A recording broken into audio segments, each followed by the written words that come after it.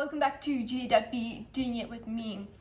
This is officially the first video of 2021, and what better way to start off the year than with a total challenge. Today we're going to be attempting a Galaxy Geode cake. Last night I pre-made 2 of the layers that are going to go on our 2-tiered cake, just so that you can see what they're going to come out looking like, as well as they need to be chilled before we start assembling the cake, so that it does not go all lopsided. To do this, we need to start with 2 baking tins. I have a 23 centimeter, which is roughly an 8-inch pan, and a 16 centimeter, which is roughly a 6-inch pan. And what you need to do is you need to grease the sides and the base, and then cut out a non-stick baking paper circle to put on the base of your tin, and just butter or grease over to make it easier for once we've baked the cake and we can easily peel it off. Then you just need to preheat your oven to 150 degrees Celsius, and then we can start baking. To begin with, we've got 750 grams of plain white flour in our bowl, as well as half a teaspoon bicarbonate of soda. I'm also adding in 500 grams of caster sugar, and then we're gonna put in some 2 teaspoons of baking powder.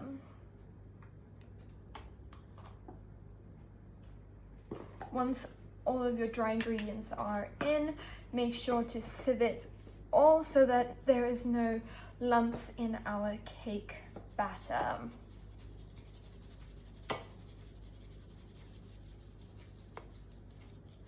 And then we're going to need 250 grams of unsalted butter that we're just gonna, and it's got to be at room temperature so that it can mix in well with our mixture. And you just can scrape out the bowl. On top of that, we're gonna add in 6 large eggs as well and pour it on top. And nearly last thing is we're gonna add in 2 teaspoons of vanilla extract.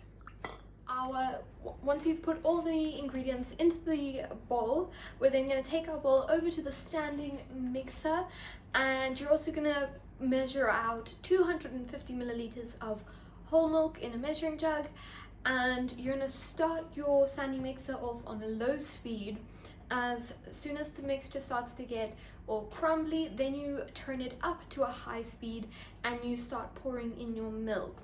Once your mixture becomes all smooth and well combined, you can take it off and be ready for the next step.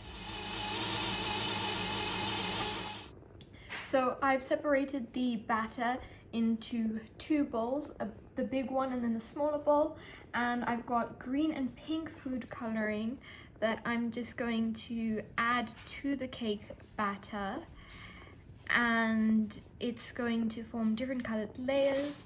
The other 2 cakes that I pre-made, the one is a light purple and the other one is a blue. Right, now we've filled both our cake tins. Make sure you leave enough space for the cake to rise. I'm gonna put it in the oven for 40 minutes, and if it's still not fully cooked, I'm gonna test that with a skewer and see whether it comes out clean. If not, then just leave it in for another 5-10 minutes. Once your cakes are fully cooked, take them out, let them rest on a wire rack for about 5 minutes to cool, then take them out the pan and just leave them on the rack for as long as they need until they're quite cool. Then you can just wrap them up in cling film and leave them in the fridge so they can chill for when we put on our icing. It's been about 2 hours now, and mine have been cooling in the fridge. But what we're going to start with now is the buttercream icing. for this, you're gonna need 400 grams of softened unsalted butter, and we're gonna whip this in the outstanding mixer for about 5 minutes and until light and fluffy. Once it's light and fluffy, we're just gonna add in 750 grams of icing sugar as well as 1.5 teaspoons vanilla extract.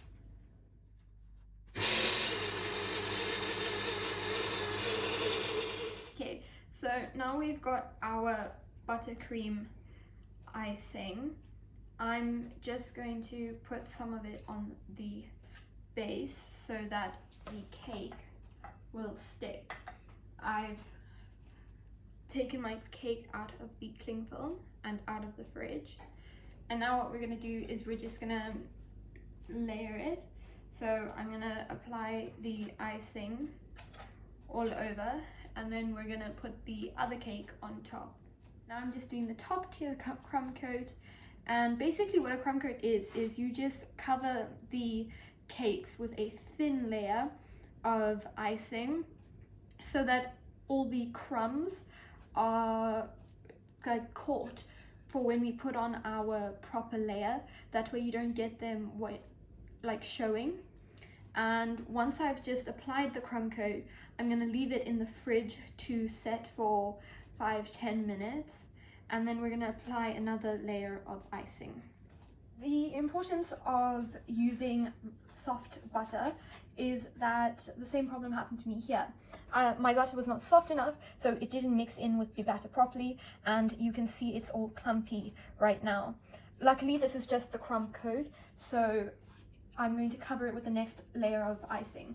What I did to fix this was I just used a handheld mixer and whipped the icing again so that it's nice and fluffy and I no longer have this clumpy butter issue. Right, 10-15 minutes or so in the fridge, and our cake is now set. You can tell because when I touch the icing, it doesn't come off on my hand. What we're going to do now is we're going to put another layer on, but this time it's going to be a proper layer. You're not going to be able to see any of the cake, and it's going to be the neat layer. To get a smooth edge on the cake, I'm going to be using a cake scraper and spinning while smoothing out the icing.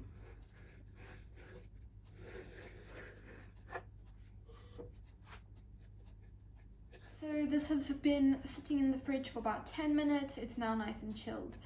I did find that I needed more buttercream icing, so you might just want to double the previous ingredients I mentioned earlier. But now what we're going to do is now we're going to start adding color. So here I've got a violet purple and a mixture between purple and pink, and I've got a pink and a blue. I'm going to start with adding my purple. Oops.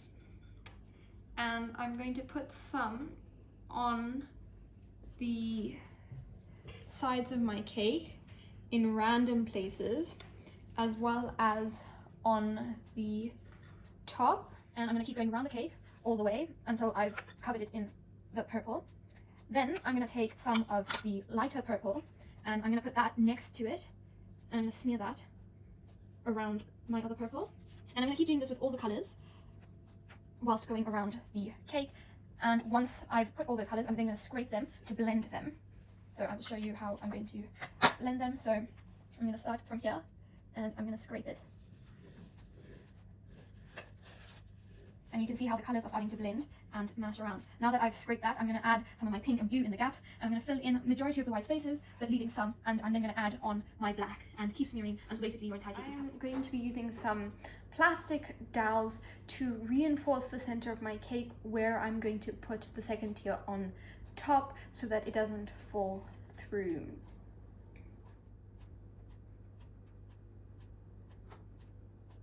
So I just pull it out once I see where that icing mark is, and then you can just push it all the way back into your cake so it's barely visible. And I'm going to do one in the center as well. Okay, so I've placed the top tier on the bottom tier, and as you can see, I sketched out where I'm going to cut out to put in the geode. Now I'm gonna cut, but I'm gonna try and cut slanted.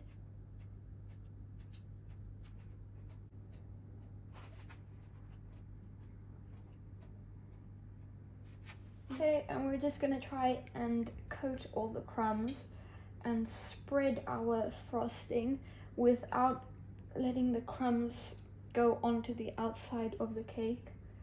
If they get on the inside, it's gonna be fine. We're gonna fill that with the rock candy. So just try and get in everywhere. Good. So I now have my bowl of clear rock candies or sugar crystals, as well as I have some smaller green sugar here, and I'm basically just going to line the inside of the frosting with these sugar crystals. Once you've filled the inside of the cavity with the rock candies, I'm just going to take some pink food coloring and I'm going to paint down in the center of it to form a deep looking effect, and then I'm going to add a tiny bit of vodka to my leftover food coloring so it'll lighten the color, and I'm just going to apply that to the sides to create an ombre effect. Right, so after putting in my food coloring on my Geode stones, I then went along the outline with some gold luster dust, as well as I sprayed the luster dust all around the cake just to give it the little sparkles, and I just added some chocolates and sprinkles on top as decoration. The final reveal of today's venture. I think for a first attempt, this cake turned out amazing, and I can't wait to cut it open and see what it looks like on the inside. And honestly, just let your imagination run wild whilst decorating this, because there's so many different options out there. So have fun, enjoy baking, because that's what it's supposed to be. And if you like this video, please drop a follow, press that subscribe button, and like it if you liked it, as well as comment. I love to hear your thoughts and opinions. Wow, it's been a hectic day. I must have spent 7 hours making this cake, but I'm sure it won't take you guys that long, so don't stress that much over it. Otherwise, thank you guys so much for watching. Bye!